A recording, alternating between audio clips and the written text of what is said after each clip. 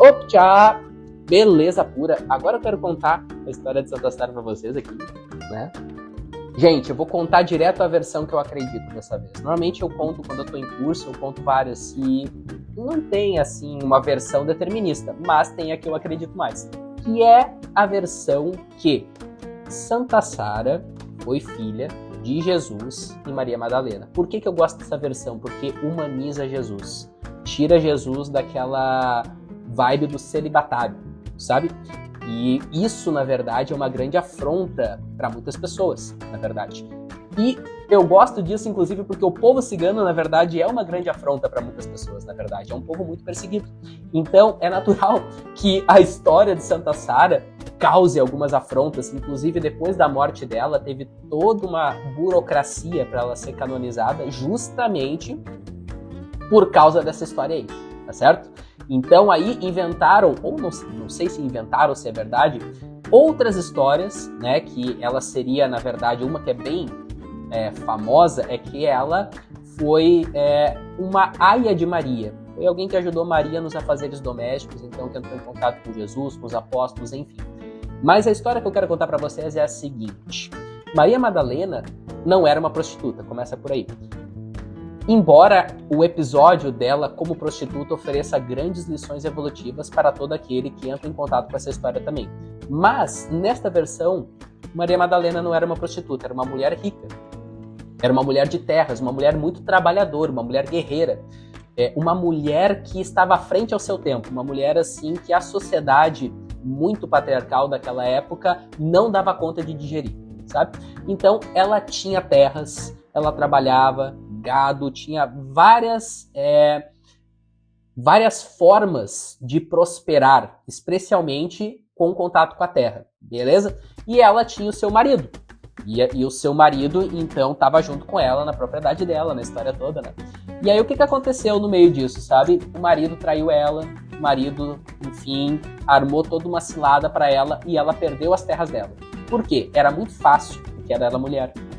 E aí aquela história, naquela época, né, pensa, Império Romano, o pau pegando, se resolvia tudo com base na força física. E o marido dela deu o golpe, né, porque ele queria ficar com ela e tudo mais, né, viu que ela era potente, né, que ela dava conta de trabalhar e fazer as coisas prosperarem e ficou com ela. E aí Maria Madalena tomou essa decepção, esse golpe de amargura aí. E aí, enfim, teve toda essa tragédia e daí teve todo um andamento que eu não vou me ater muito a isso porque eu quero ir direto a Santa Sara. Por quê? Depois disso ela saiu das suas terras e aí ela passou por vários episódios, bem complicados inclusive, até chegar aos pés de Cristo, né? E aí Jesus acolheu ela como uma discípula. E olha, pensa a peia que essa mulher tomou, porque os discípulos de Jesus condenaram isso. Como assim, cara? Ela é uma mulher? Ela é uma mulher? Como é que você vai trazer uma mulher aqui e tudo mais? E beleza, Jesus é aquela história, né? Não tem como argumentar com Jesus. Ele foi lá, explicou para eles e tudo mais e beleza, vamos baixar a cabeça. Mas olha, os apóstolos já ficaram de cara, então já teve toda uma projeção negativa na direção de Maria Madalena. Já começa por aí.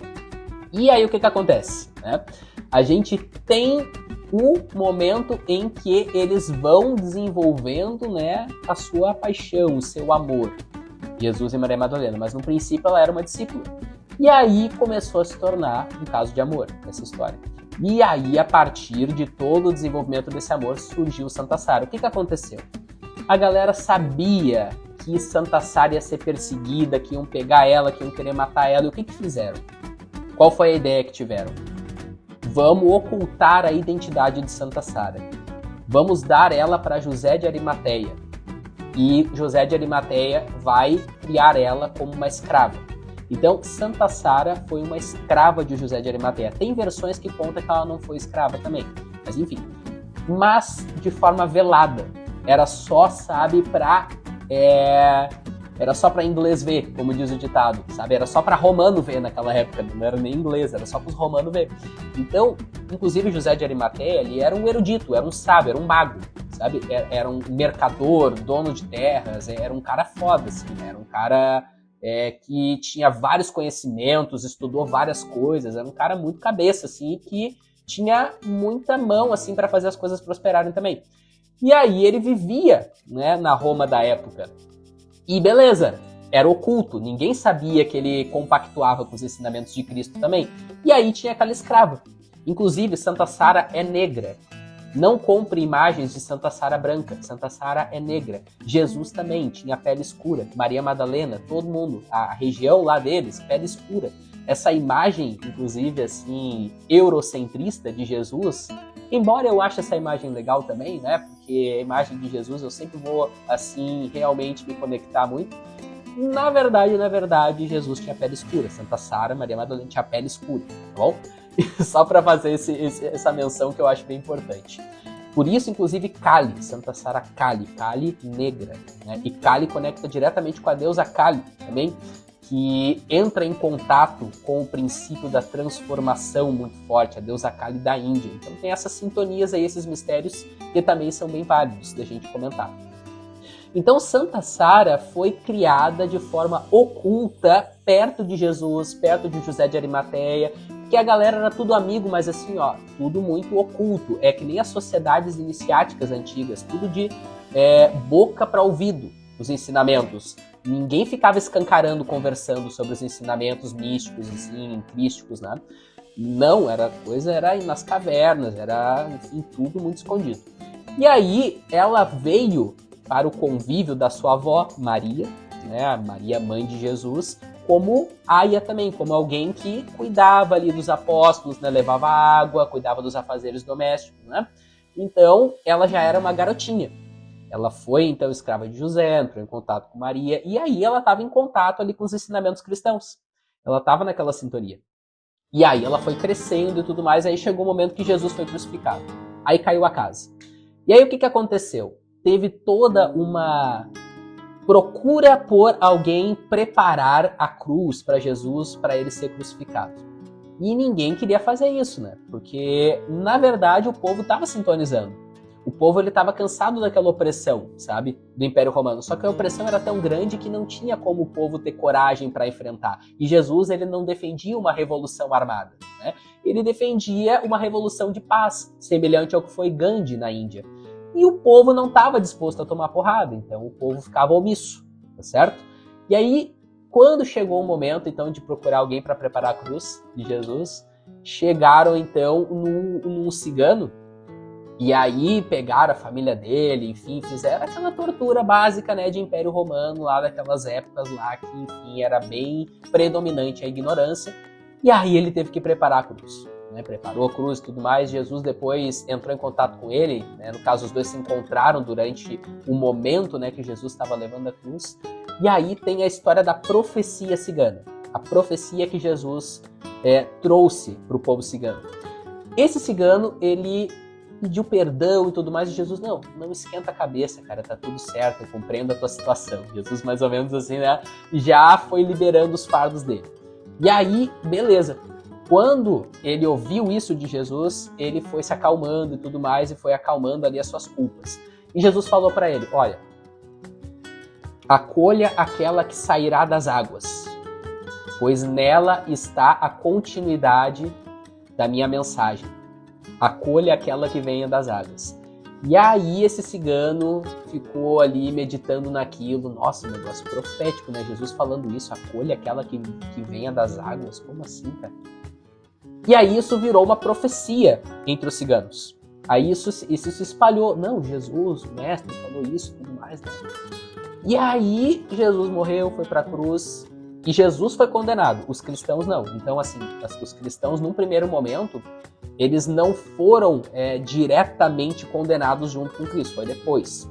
E aí teve muita perseguição. E aí a casa caiu.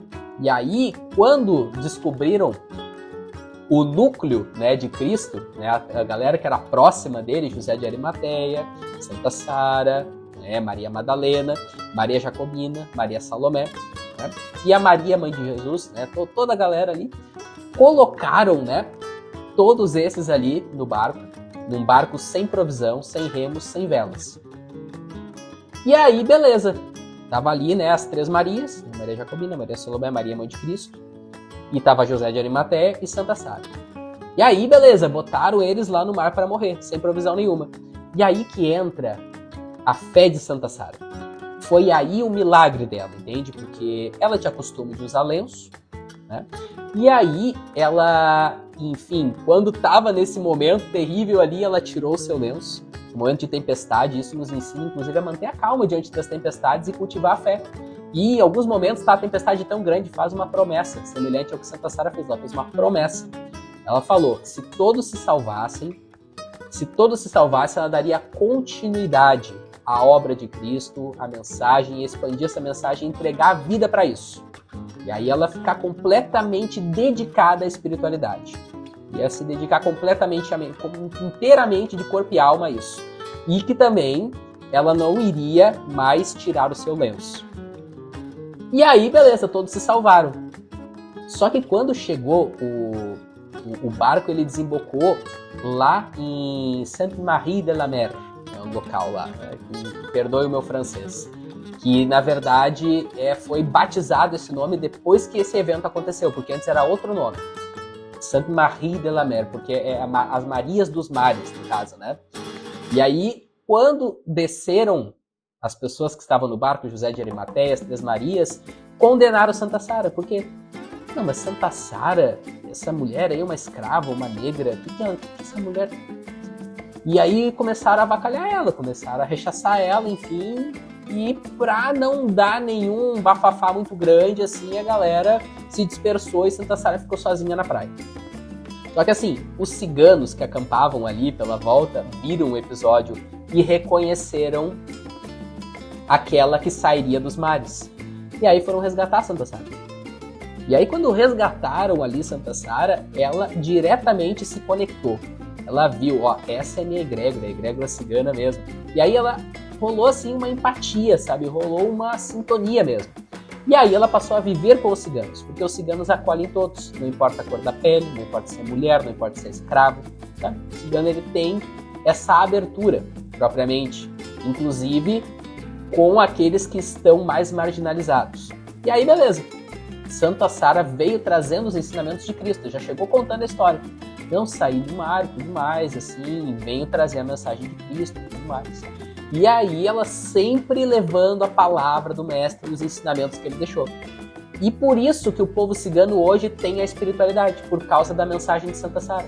Se não tivesse Santa Sara, galera, o povo cigano não teria o nível de espiritualidade que a gente tem hoje, porque foi ela que plantou fortemente essa consciência espiritual. Inclusive, Jesus plantou, porque antes de Jesus não tinha algumas mensagens tão fortes que a gente escuta até hoje, né, com base nos ensinamentos dele. E Santa Sara foi alguém que deu continuidade a isso. Aí conta a história que Maria Madalena, que estava junto no barco, né, por exemplo, ela se isolou numa gruta lá na Itália, que até tem essa gruta, que um dia eu quero muito ir fazer uma peregrinação lá, e fazer a peregrinação toda, né, que começa em Sainte-Marie-de-la-Mer e vai até a Gruta de Madalena, que é toda uma história assim, né, para você ir vivendo o caminho que Madalena viveu, que daí já é uma outra história. Dizem a lenda, né, porque tudo isso são lendas, tá bom, galera? Não precisa levar o pé da letra, tá? Diz a lenda que Maria Madalena ficou lá na gruta até morrer. Ficou lá na gruta até o fim da sua vida. E Santa Sara passou a viver com os ciganos e levando a sua mensagem.